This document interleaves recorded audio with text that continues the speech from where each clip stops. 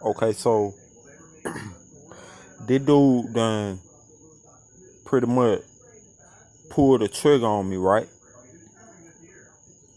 But by the grace of God, that shit jammed up. And y'all know by the fact that I'm standing here still telling the story, it had to be something like that. But that gun jammed up, so.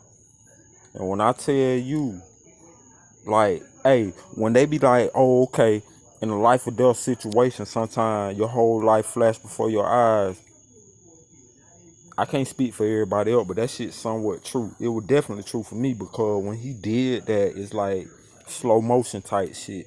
I started thinking about a lot of stuff like things I ain't did yet, whatever. Thinking about the last time I talked to my folks, all that. When the gun had jammed, this nigga was trying to unjam the gun. I guess he was finna, try to go ahead and complete the mission. Bitch ass nigga. So the fat dude, he seen this. It scared his ass. Like I thought nigga finna piss on himself. Like, he started getting this nigga hell. Like they were arguing or whatever, cause the fat fuck. He was like, hey, we ain't come here, you know what I'm saying? I ain't like some shit like, oh, nigga, I ain't trying to get no murder charge. You know what I'm saying? So pretty much that really pretty much put an end to it. Them niggas grabbed my check, grabbed my money, grabbed my keys, all that, and ran the fuck out of there. Well, like I told y'all in the other part, they had tied me up with them video game controllers, so it wasn't nothing for me to untie myself. I did that jump real quick. Untied myself.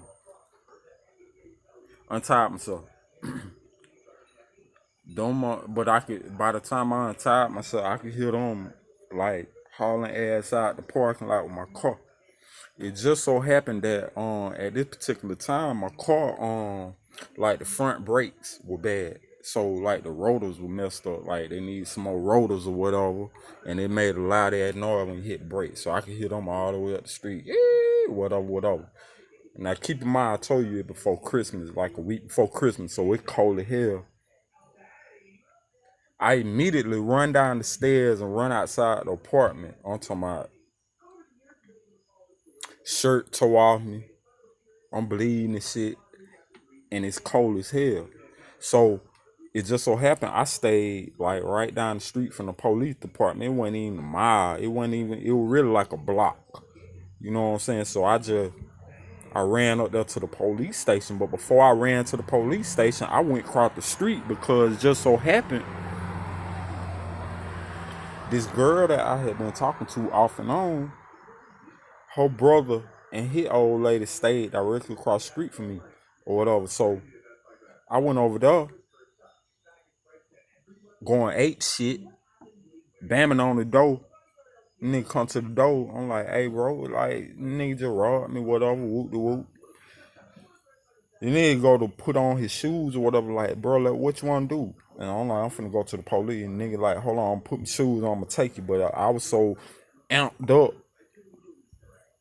I ain't have time to wait on nigga put his shoes on, so I just went ahead and ran to the police station. Hey, do you know these faggot ass these faggot ass police? Well, I can't say all the police, you know what I'm saying, but faggot ass police that I was dealing with, I ran in the American Police Department. I'm bleeding, clothes tore off me. You can visibly see like I done been through something traumatic. Like somebody did something to me. I ain't do it to myself, so. Do you know these bitches took me in a interview, like in a they call it an interview room, but really it was an interrogation room. These bitches interrogated me for 2 hours or whatever because they thought there was some drug related shit. I'm like, bitch ass nigga, I don't even smoke weed.